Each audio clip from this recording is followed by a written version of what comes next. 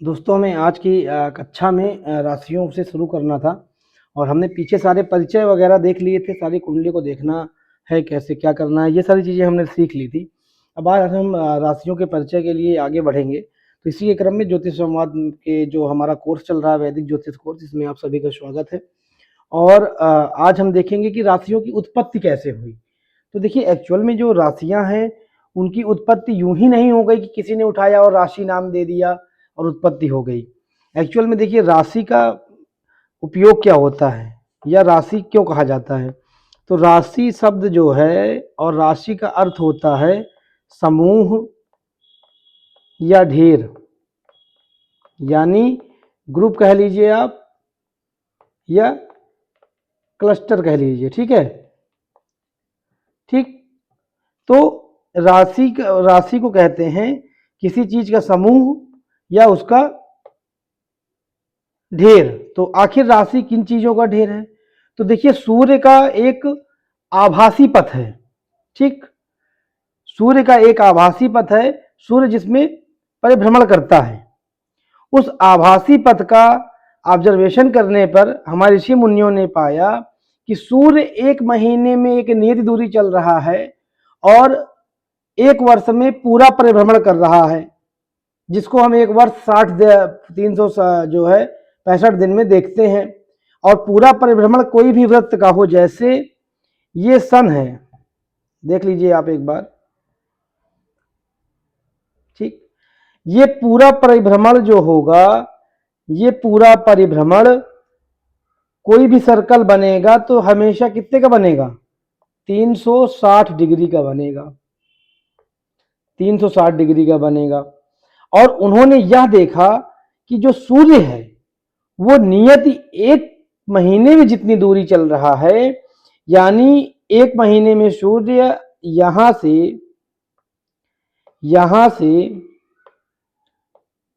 यहां तक चला, यहां से यहां तक चला 30 दिन में।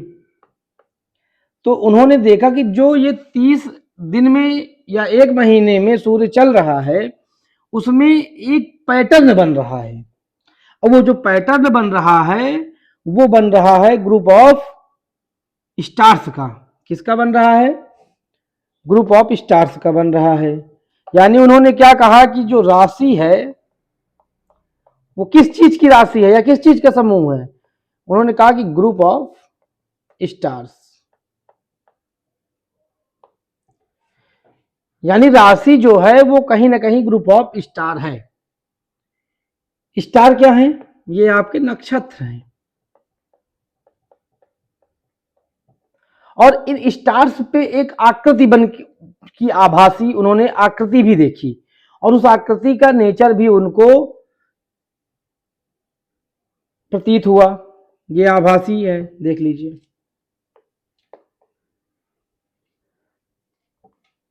ये पूरा एक परिभ्रमण पथ है जो मैंने आपको उदाहरण के लिए दिखाया है। और इस परिभ्रमण पथ में दिखाए गए हैं कि राशि क्या है, ग्रुप ऑफ स्टार्स हैं और वो किस प्रकार का पैटर्न बनाते हैं। अब आप यहां पे देखिए, इंटरेस्टिंग है। देखिए, पहली राशि आपको पता है होती है मेष, उसको अंग्रेजी में बोलते हैं एरीज, यहां पे लिखा हुआ है। तो ये देखिए, ये एक यहां पे पैटर्न बनता हुआ दिख रहा है आपको। फिर दूसरी होती है वृषभ या वृष, जिसका यहां भी देखिए एक पैटर्न दिख रहा है। तो सूर्य क्या हो रहा था, सूर्य यहां पे कुछ एक समय पे एक महीने पे इतनी दूरी चल रहा था 30 डेज पे। फिर अगले महीने पे यहां से यहां तक चला 30 डेज पे। ठीक, तो सूर्य का एक निश्चित दूरी चल रहा था और सूर्य जितनी दूरी चल रहा था उसमें एक पैटर्न बन रहा था। वो पैटर्न था राशियों का। राशियों का मतलब क्या, ग्रुप ऑफ स्टार्स। तो उससे कुछ चीजें निकल के आई। एक साल में पूरा परिक्रमण काल हो रहा है एक वर्ष में। जब पूरा परिक्रमण काल एक वर्ष में होगा तो कितने एंगल बनेगा, 360। कोई भी पूरा का पूरा आयाम, आपका जीवन हो या कोई व्रत हो या कोई रेक्टेंगल हो 360 डिग्री आयाम, यानी जीवन का संपूर्ण आयाम होता है पूरा एक चक्कर। तो जो पूरा एक चक्कर लगा रहा था वो लगा रहा था 360 डिग्री का एक, और एक महीने में जो है वो एक फिक्स अमाउंट पे चक्कर लगा रहा था। तो ऋषि मुनियों ने क्या किया कि 360 डिग्री को, आपका जो 360 डिग्री एंगल को उन्होंने, क्योंकि 12 महीने में पूरा परिभ्रमण पूरा हो रहा था, तो उन्होंने 12 से डिवाइड किया। तो जब आप 12 से डिवाइड करेंगे तो 30 अंश आएगा, और एक महीने में एक फिक्स पैटर्न ही क्रिएट हो रहा था, ठीक, जो सूर्य चल रहे थे, सूर्यदेव। तो यानी क्या हुआ कि एक राशि का जो मान आ गया, एक राशि का जो मान आ गया वो आ गया 30 डिग्री। ये जो है फिक्स हो गया कि एक राशि की जो दूरी है या लंबाई है वो 30 अंश की है। फिर इसके बाद उन्होंने यह देखा कि जो एक ग्रुप ऑफ स्टार है, यानी जो क्लस्टर है नक्षत्रों का, इसमें भी कुछ संख्याएं होंगी और कुछ पैटर्न्स होंगे। तो उन्होंने यह पाया कि जो ये ग्रुप ऑफ नक्षत्रों का पैटर्न है, ये नक्षत्रों का पैटर्न 27 नक्षत्र हैं,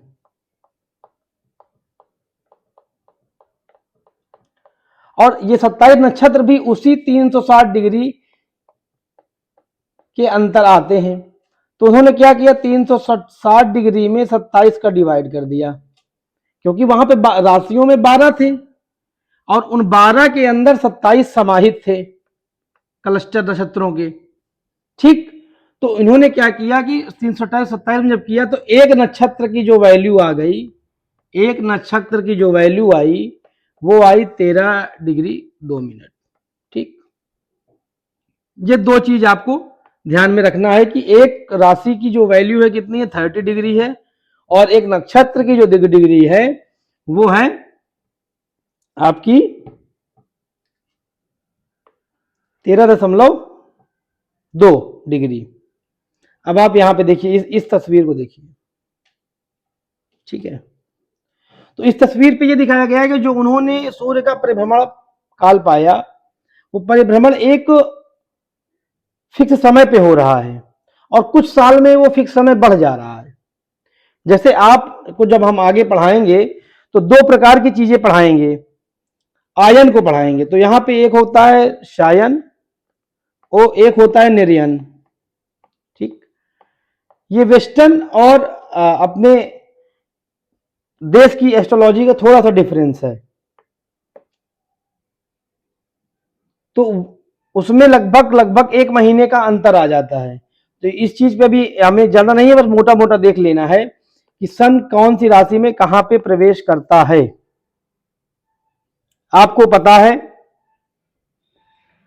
कि हमारा सन जिस हिसाब से आगे बढ़ता है उसी हिसाब से हमारे बहुत सारे त्योहार होते हैं।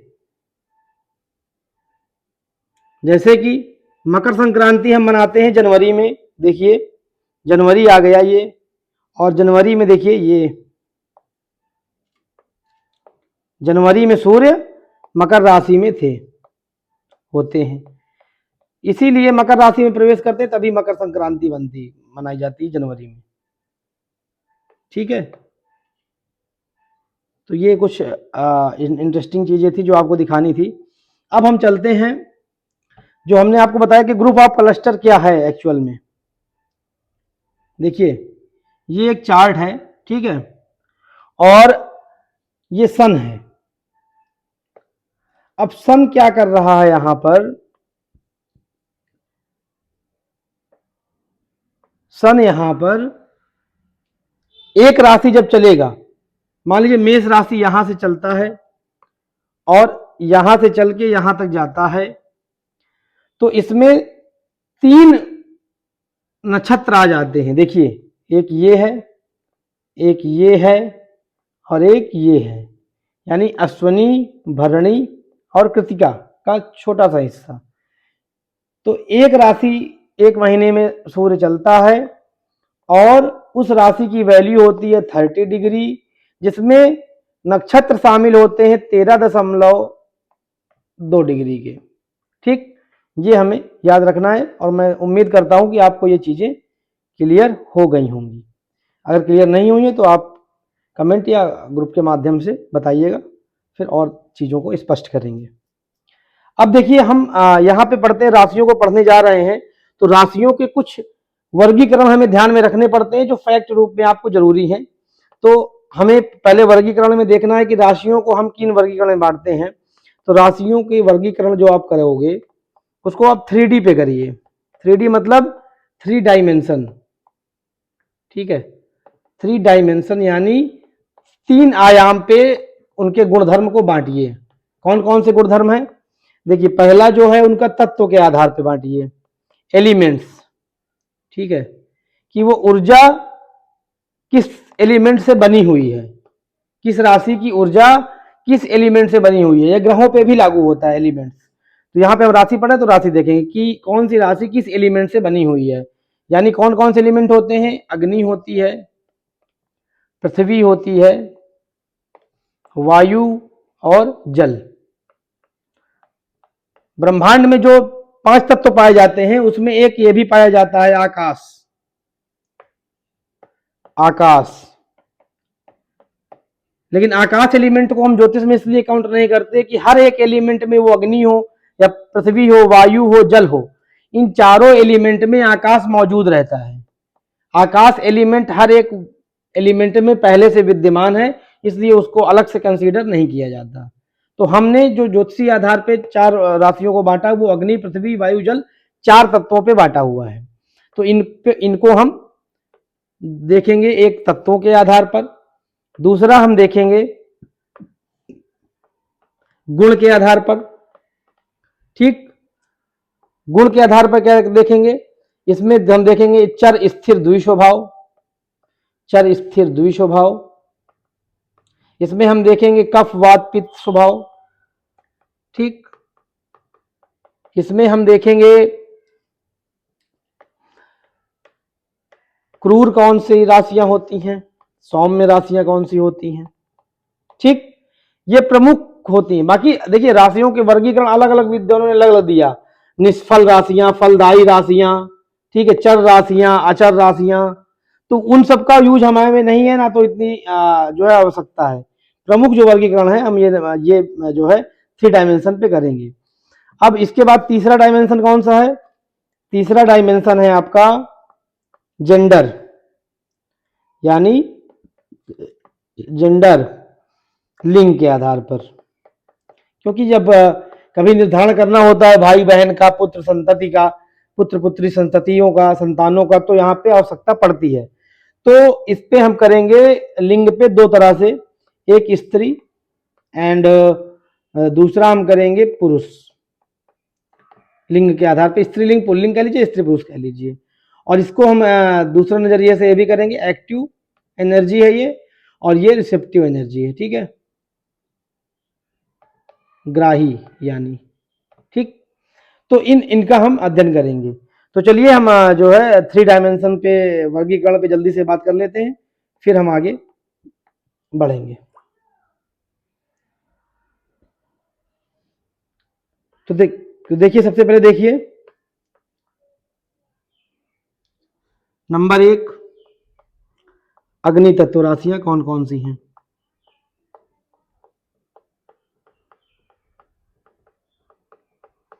अग्नि तत्व राशियां होती हैं आपकी 1, 5, 9। राशियों का नंबर और राशियों का वो मैंने आपको पिछले उसमें सिखा दिया था, बहुत अच्छे से सिखाया था, वो आपको याद होगा। जहां पे मैं 1 लिखूंगा उसका मतलब होगा मेष, जहां पे मैं 5 लिखूंगा उसका मतलब होगा सिंह, और जहां पे मैं 9 लिखूंगा उसका मतलब होगा धनु, ठीक। तो इस पे आप कंफ्यूज मत होइएगा, नंबर से क्या नंबर जल्दी याद हो जाते हैं। तो इसका जो अग्नि तत्व राशियां हैं वो मेष, सिंह और धनु, यानी 1, 5, 9 राशियां हैं। इनका गुण क्या होता है? ये ऊर्ध्वगामी होती है, मतलब एक ऐसी ऊर्जा है जो ऊपर की ओर जाती हुई ऊर्जा है, एक ऐसी ऊर्जा है जो ऊपर की ओर जाती हुई ऊर्जा है, ठीक। इस चीज का भी ध्यान रखिएगा। दूसरा क्या है कि अग्नि तत्व जो राशियां होंगी अगर वो बिगड़ेंगी, ये राशियों में अगर खराब ग्रह पड़ गए, खराब स्थान में पड़ गए, शत्रु ग्रह आके बैठ गया, तो ये राशियां आपको अग्नि संबंधित रोग भी देंगी, जैसे पाचन, बुखार, आंखों की परेशानी इत्यादि इत्यादि। ठीक है, तो इसलिए हमें इन तत्वों को जानना इसलिए जरूरी होता है, इसमें से हमारी आगे की प्रिडिक्शंस निकल के आती हैं। अब अग्नि तत्व, जो अग्नि तत्व राशियों में अगर कहीं पे लग्न पे बन गई अग्नि तत्व राशि, तो क्या है कि उसमें डिहाइड्रेशन की प्रॉब्लम भी देखने को मिल जाती है। तो ये जब आगे हम लोग प्रिडिक्शन फलित पढ़ेंगे तो ये सारी चीजें आएंगी। अब नंबर दूसरा जो होता है, नंबर दूसरा जो है, नंबर दूसरा है पृथ्वी तत्व। नंबर दूसरा है पृथ्वी तत्व। ठीक, पृथ्वी तत्व कौन कौन सी हैं? ये हैं 2, 6, 10, यानी वृष, कन्या और मकर। ठीक, ये राशियां पृथ्वी तत्व मानी जाती हैं। इनका पृथ्वी तत्व का जो गुणधर्म होगा, ये क्या होंगी? क्योंकि पृथ्वी तत्व है तो अग्नि तत्व तो ऊर्ध्वगामी एनर्जी है, लेकिन पृथ्वी तत्व क्या है? इनमें हैवीनेस और स्मेल, स्मेल एंड हैवीनेस। ठीक, ये इनका गुणधर्म होगा। ठीक है,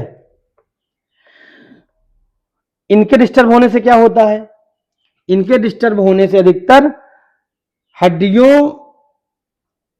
और मांसपेशियों की जो है ऊपर फर्क आता है, और पृथ्वी तत्व से ही हमारी जो शरीर में हड्डियां और मांसपेशियां बनी हुई हैं।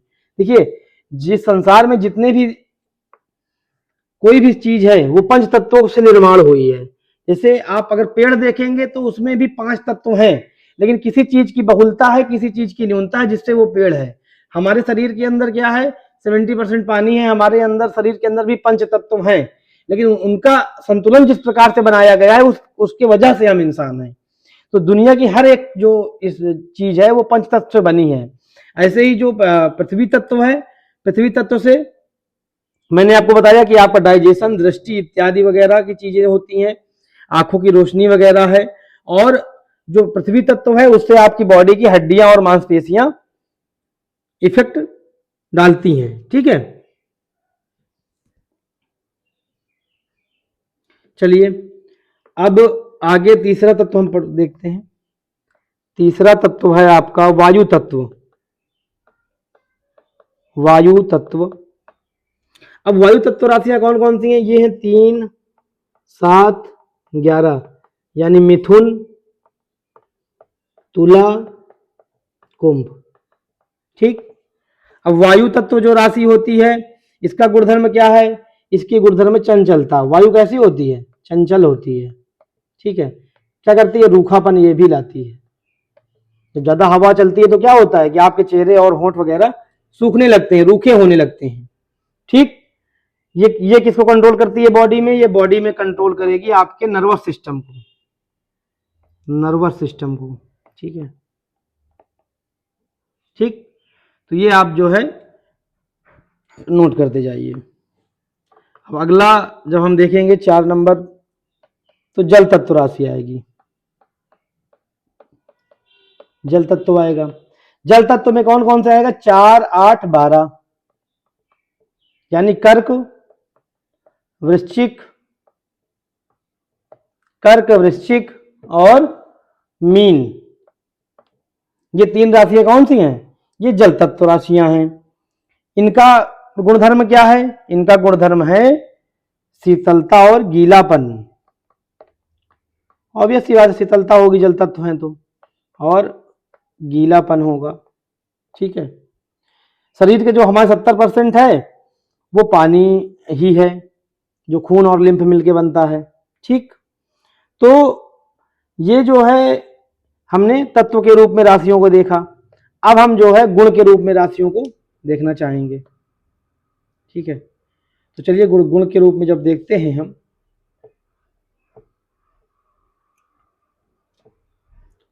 तो गुण के रूप में आप देख लीजिए। ठीक है, अब गुण के रूप में सबसे पहले आप एक काम करिए, याद करने का सबसे बेस्ट तरीका जो है, आप यहां पे लिखिए ऊपर चर स्थिर द्विस्वभाव। चर स्थिर द्विस्वभाव।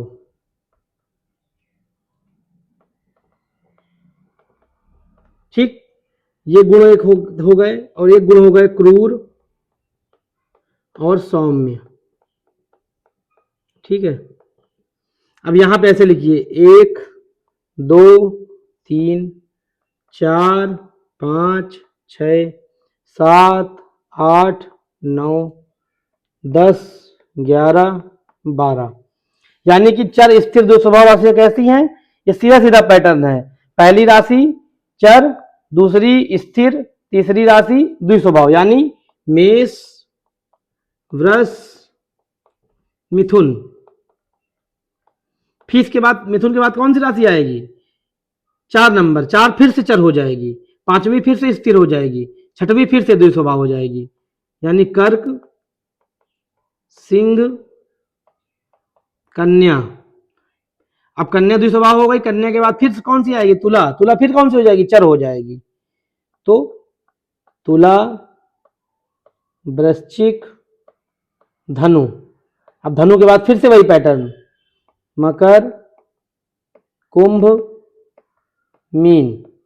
ठीक, तो आप ये देख रहे हैं कि चर स्थिर दो स्वभाव राशियों में क्या हमने पाया कि 1 नंबर चर, 2 नंबर स्थिर, 3 नंबर द्विस्वभाव। ठीक, तो इसी प्रकार से फिर से आगे बढ़ेंगे। 4 नंबर फिर कर्क, 5 नंबर स्थिर, 6 नंबर द्विस्वभाव, 7 नंबर चर, 8 नंबर स्थिर, 9 नंबर द्विस्वभाव, ऐसे करके 10 नंबर चर, 11 नंबर स्थिर, 12 नंबर द्विस्वभाव। तो आपको जो याद करना है, आपको याद रखना है चर स्थिर द्विस्वभाव का क्रम। पहले चर आएगा, फिर स्थिर आएगा, फिर द्विस्वभाव आएगा, और 1 2 3, फिर इसी क्रम से आगे बढ़ाते जाएंगे। अब क्रूर और सौम्य राशियां क्या होती हैं, इनको देख लीजिए। क्रूर और सौम्य राशियां होती हैं, क्रूर और सौम्य राशियां देखिए, आपकी जो राशियां विषम हैं, कौन सी? विषम राशियां। विषम राशियां मतलब 1 3 5 7 9 11, ये सारी क्रूर हैं।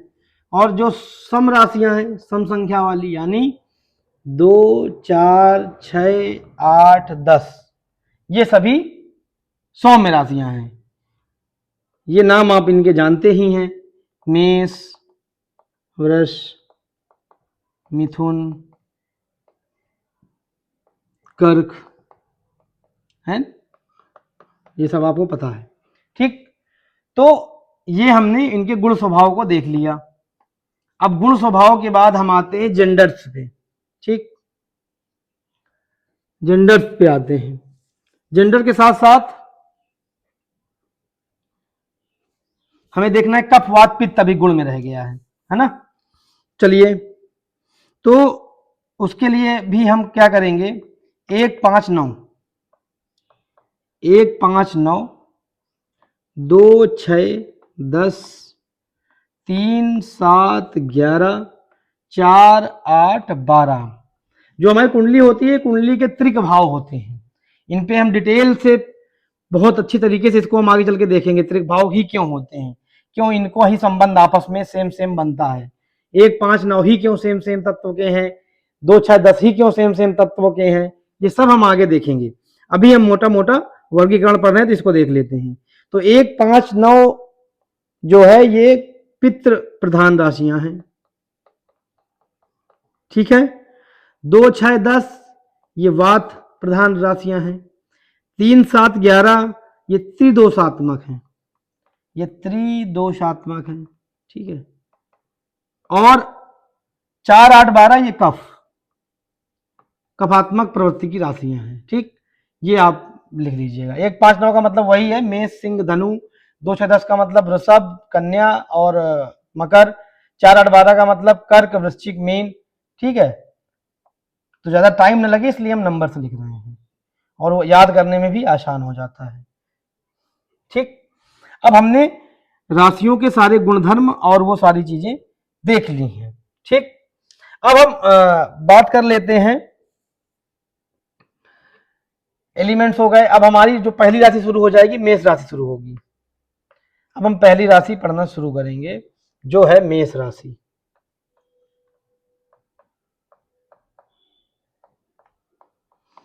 जैसे कि हमने बताया कि सूर्य 0 से लेकर 360 डिग्री एक साल में पूरा करता है, तो एक मेष राशि का परिक्रमण काल एक महीने में कितना करेगा? 0 डिग्री से 30 डिग्री। ठीक, इस परिक्रमण काल में जो ये ऊर्जा होती है, ये ऊर्जा एक नव जीवन को देने वाली इंपल्सिव एनर्जी की तरह एक ऊर्जा होती है, जो बहुत तीव्र होती है, जिसको अपने अस्तित्व का निर्माण करना है। इसीलिए मैंने आपको पिछली क्लास में समझाया था कि इसका मतलब होता है मैं हूं, ठीक है, या आई एम।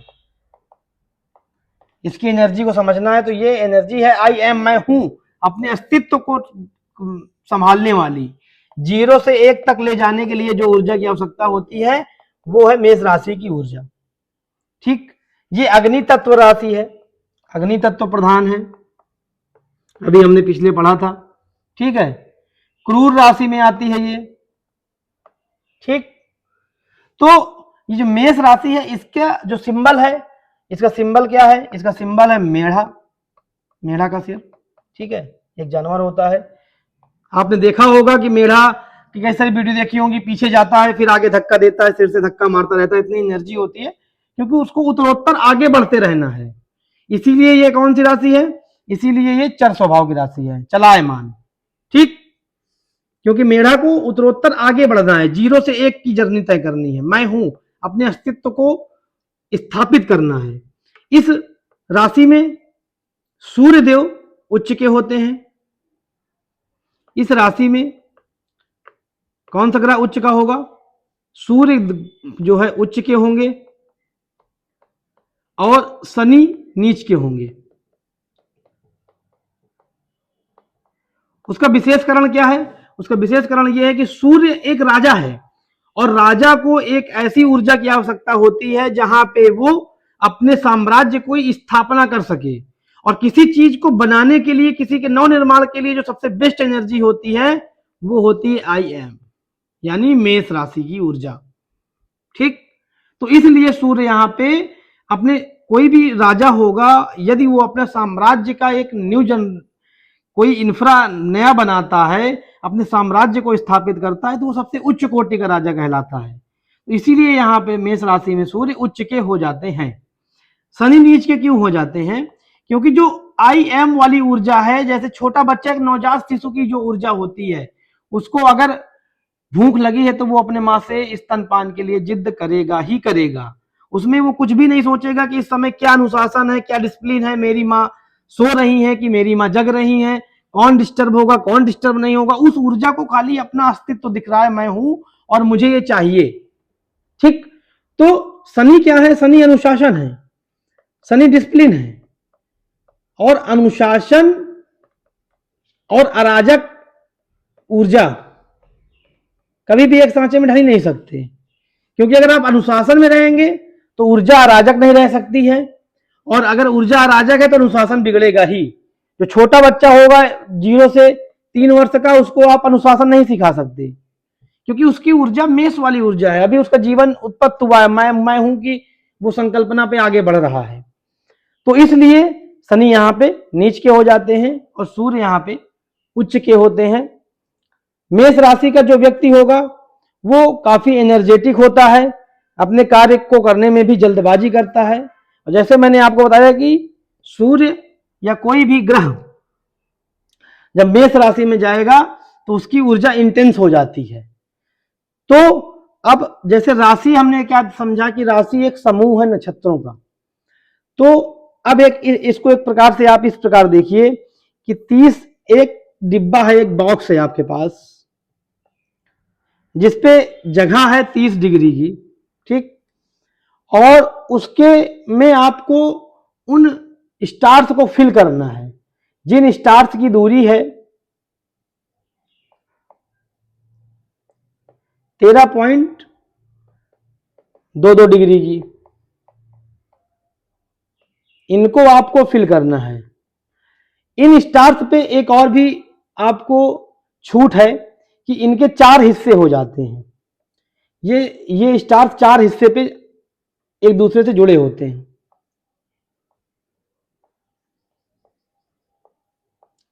एक हिस्सा होता है 3.33 डिग्री का, ठीक है।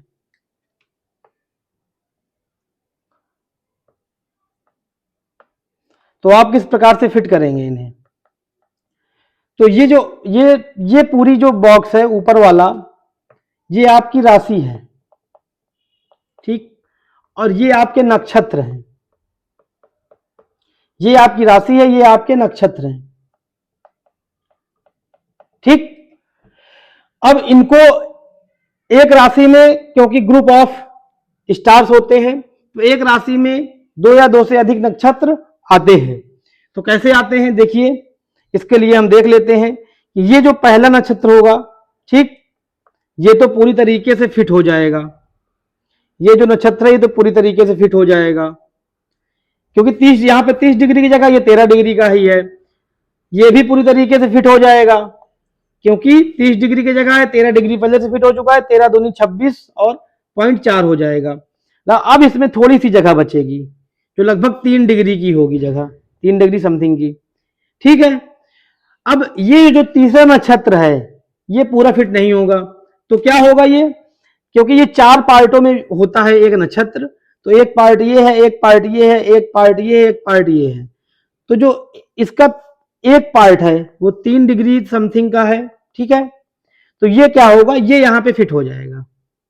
यानी नक्षत्र जो 4 चरण में होते हैं, ठीक है, उनमें से एक चरण आ जाएगा, 2 नक्षत्र पूरे आ जाएंगे, ठीक। ये हमने बॉक्स के उदाहरण में, आपको समझ में आ जाए, आप कंफ्यूज ना हो, इसके लिए हम देखें। अब हम मेष राशि पे देख लेते हैं कौन कौन से नक्षत्र आते हैं, ठीक है। तो मेष राशि पे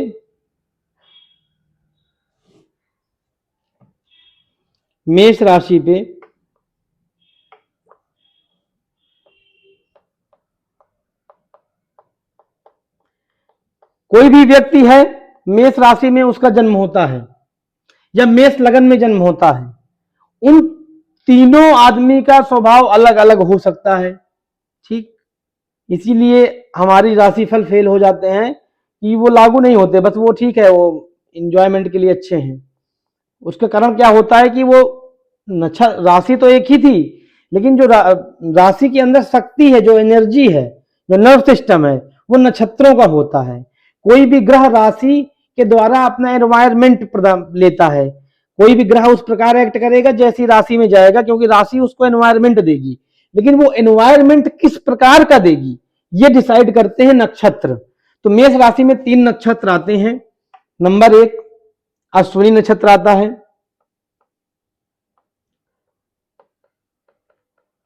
जो केतु के स्वामित्व में है, क्योंकि अश्विनी नक्षत्र का स्वामी केतु है।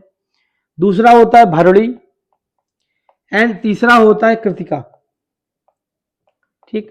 भरणी के स्वामी है शुक्र और कृतिका के स्वामी है सूर्य, ठीक। यानी मेष राशि में किसी का भी जन्म इन 3 नक्षत्रों में से किसी में हो सकता है।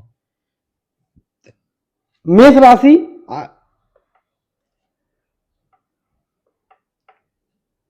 के तीनों के रिजल्ट कुछ कुछ बदल जाएंगे। जैसे मेष राशि में जन्म हुआ लेकिन अश्विनी नक्षत्र है, तो उस व्यक्ति के अंदर जल्दबाजी अधिक होगी, सोचने समझने की क्षमता कम होगी। मतलब कोई भी काम को शुरू करने के पहले ज्यादा सोचेगा समझेगा नहीं, ठीक। उतावलापन अधिक होगा, ठीक है। कोई अगर वर्ष कंडीशन आ गई, कोई सिचुएशन आ गई, तो प्रेशर झेलने की क्षमता कम होगी, जल्दी घबराने वाली प्रवृत्ति होगी, घबरा जल्दी जाएगा, ठीक है। अब वहीं अगर भरणी नक्षत्र का जन्म हुआ तो भरणी नक्षत्र यहाँ पे सबसे संतुलित हो जाती है। मेष राशि में सबसे संतुलित नक्षत्र है भरणी नक्षत्र, क्योंकि यहाँ पे शुक्र की सौम्यता अराजक ऊर्जा को काफी कंट्रोल कर देती है। तो यहाँ पे क्या काम करेंगे, यहाँ पे काम करेंगे मेष का मंगल और शुक्र मिलकर काम करते हैं। यहाँ पे कौन काम करते हैं, यहाँ पे मंगल और केतु काम करते हैं। जैसे हम युति पढ़ते हैं वैसे ही यहाँ पे कार्य होता है। कृतिका में मंगल और सूर्य काम करते हैं। ये सबसे तीव्र ऊर्जा हो जाती है, क्योंकि दोनों अग्नि तत्व हैं। अग्नि प्लस अग्नि मिलके यहाँ पे अति तीव्र रिजल्ट आता है। यानी एकदम प्योर जो इनोसेंट बच्चे का ऊर्जा होती है कि हमें चाहिए तो चाहिए, वो वाली ऊर्जा यहाँ पे आपको देखने को मिलेगी। कृतिका नक्षत्र में जन्मे और मेष राशि का जब जन्म होगा, कृतिका नक्षत्र वहां पे लगा होगा, तो ऐसे जातक क्या है कि वो अब बहुत ही इंटेंस उनका एकदम प्योर होगा, लेकिन वो बहुत इंटेंसिटी के साथ कोई चीज चाहते हैं। किसी भी चीज को पाना है तो बहुत तीव्रता के साथ पाना है उनको, एकदम विस्फोटक पर्सनालिटी होती है और वो पाके भी रहते हैं, और ये अच्छा भी होता है। लेकिन कभी कभी लोगों को ये चीज बुरी लगती है कि इतनी जिद और इतनी वो चीजें क्यों। लेकिन जो भरणी और शुक्र वाले होते हैं ये अपना जीवन काफी संतुलित जी लेते हैं, ये शुक्र की वजह से काफी संतुलन यहाँ पे आ जाता है, और ये शोध वगैरह में काफी अच्छा करते हैं। मेष राशि भरणी नक्षत्र के लोग क्रिएटिव होते हैं,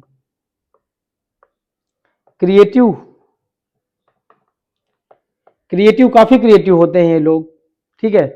क्रिएटिव होते हैं, काफी रोमांटिक भी होते हैं, ठीक है। तो इस तरह की हम अभी यहाँ पे मोटा मोटा ये सीख रहे हैं कि कैसे हर एक नक्षत्र पे राशि का फल चेंज हो जाता है। अभी जब हम इस पे ग्रहों को लाएंगे, डिग्रीज को लाएंगे, तो वो अलग अध्ययन है। अभी आप कंफ्यूज ना हो, इसलिए हम मोटा मोटा आपको सिर्फ समझाने के लिए बताया गया है। हमने ये चीज देख ली। अब मेष राशि के कुछ प्रमुख फैक्ट हैं, उनको देख लेते हैं। जैसे लाल किताब को आपको पता है कि लाल किताब के कुछ सूत्र बनते हैं कि वीरान पे ये चीज गाल आइए, शमशान पे ये चीज कराइए, तो वो कहीं ना कहीं राशियों से इंपैक्ट होते हैं। तो उसके लिए देखिए मेष राशि के लिए भी कुछ स्थान नियंत्रित किए गए हैं। तो मेष राशि के स्थान देख लीजिए। चौपाइयों के रहने के स्थान, यानी जानवर के चरने का स्थान, जानवरों, चार पैर वाले जो जानवर होते हैं उनके चरने का स्थान, ठीक है, उनके चरने का स्थान, ठीक। पहाड़ी मैदान, रेतीली भूमि, ठीक है, रेतीली भूमि, निर्जन स्थान, उजाड़ स्थान, ठीक है। और इस पे कौन सा आएगा, पठारीय क्षेत्र भी आ जाएगा, ठीक। और जो घर में प्लास्टर होता है घर में, जो घर की छत होती है जो, ठीक है, खेत जो होते हैं जुते हुए, ठीक है, जिनमें हाल ही में जुताई हुई है वो खेत, ठीक। ये प्रमुख स्थान हो गए मेष राशि के, ठीक। और उत्पाद में आप देखेंगे तो विस्फोटक पदार्थ हो गए। उत्पाद अगर आप करेंगे मेष राशि का, तो विस्फोटक पदार्थ जो है वो मेष राशि के हैं, ठीक। उसके बाद मोटर, हैवी वाहन जैसे ट्रैक्टर, ट्रेन वगैरह और ट्रक वगैरह, बसें, ठीक है, और एसिड हो गया, ठीक है। ये प्रमुख जो है इसके उत्पाद हो गए। अब मेष राशि के लिए का शुभ दिन, हर राशि का एक शुभ दिन होता है। तो मेष राशि का शुभ दिन आप देख लीजिए तो होगा मंगल, शुक्र और शनिवार, ठीक है, ये इसका शुभ दिन हो जाएगा, ठीक। शुभ अंक की अगर बात करेंगे तो मेष राशि का शुभ अंक हो जाएगा 9, 8, 6, ये शुभ अंक होते हैं। जो इसका शुभ रंग होता है वो ब्लू होता है, ठीक है, मेष राशि का शुभ अंक ब्लू होता है, ठीक। मेष राशि को जो अंग प्रदान किया गया है, तो पराशर ऋषि ने कहा कि हम काल पुरुष यानी भगवान विष्णु के जो अंग हैं वो काल पुरुष की कुंडली या राशियों के क्रम के अनुसार उनके अंगों को समझना चाहिए। यानी जो पहली राशि हो सबसे ऊपर यानी सिर, यानी मेष राशि का कौन सा हुआ, मेष राशि को हम अगर शरीर के अंगों पे बात करेंगे तो मेष राशि पे सिर को डोनेट करती है ये राशि, ठीक। तो ये मेष राशि के विषय में हमने कुछ प्रमुख चीजें देखी। अब अगली क्लास में हम अन्य राशियां देखेंगे और जो भी इंटरेस्टिंग